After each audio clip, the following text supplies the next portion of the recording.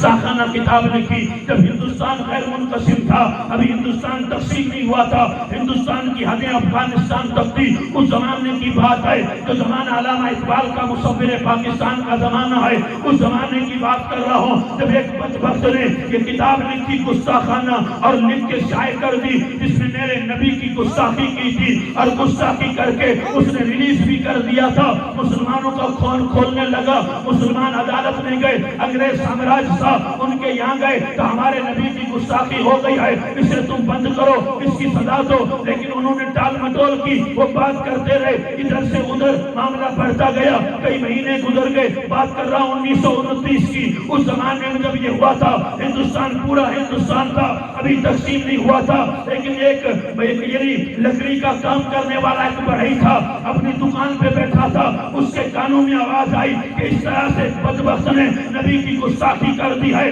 بڑے بڑے لوگ جا رہے ہیں، مقدمہ درج کروا رہے ہیں، رپورٹ لکھوا رہے ہیں، اس نے کہا ہوا کیا، گستاخی کی ہے نبی کی اور وہ ابھی تک زندہ زمین پہ گھوم رہا ہے، اس کے ایمان نے گوارا نہیں کیا، گھر گیا، اپنی ماں سے پیسے لیے، بازار گیا، خنجر خریدا، خنجر خرید کے جہاں اس کی دکان تھی وہیں پہ پہنچا، وہ بیٹھا تھا کہ تو نے میرے نبی کی گستاخی کی ہے، ہمارا تو فیصلہ یہ ہے کہ اس مٹی پہ یا گستاخ زندہ رہے یا عاشق زندہ رہے، اب تیری خیر نہیں ہے، خنجر مار کے اس کو وہی ڈھیر کر دیا، پھر نہ بھاگا ہے نہ منہ چھپایا ہے، بلکہ خود عدالت میں پیش ہو جاتا ہے، جس کا نام قاضی علم الدین شہید ہے، تاریخ کے صفحات پہ نام چمک رہا ہے، وہ اگر یہ سوچتا کہ اگر میں ماروں گا تو میری جان کا کیا ہوگا، اسے پتا تھا کہ جو جان ہے یہ میری جان نہیں ہے، یہ جان بھی خدا نے دی ہے تو نبی سے قربان کرنے کے لیے دی ہے، اسے بچا کے کروں گا کیا، اس نے اسے مارا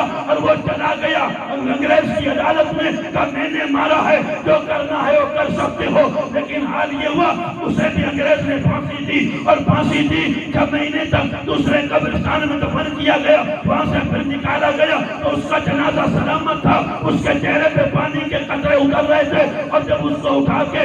یعنی لاہور لے کے آئے تو علامہ اقبال کھڑے تھے، بات یہ ہوئی پیر سید دیدار علی شاہ ایک مشہور عالم دین کا نام ہے جو اعلیٰ حضرت عظیم البرکت کے خلیفہ ہیں، وہ جنازے پڑھانے لگے، حضرت پیر جماعت علی شاہ تاجدار علی پور، وہ بھی بہت بڑی ہستی تھی، اس نے جب جنازہ دیکھا، جنازہ لوگ لے کے جا رہے تھے تو اپنے تاریخی جملہ کہا تھا کہ میں نے بادشاہ کے جنازے دیکھے، میں نے ولیوں کے بھی جنازے دیکھے، لیکن میرے دل میں کبھی یہ خواہش نہیں ہوئی کہ اس جنازے کی چارپائی پہ میں ہوتا، لیکن آج اس شہید کا جنازہ دیکھا ہے تو دل میں امنگ آئی ہے، کاش اس چارپائی پہ جمع کبھی ہوتا، اس کا جنازہ دیکھ کے، اور پھر ہوا کیا، ہوا یہ کہ قبر میں اتارنے والے علامہ اقبال تھے، اسے قبر میں علامہ اقبال اتار رہے ہیں، جب قبر میں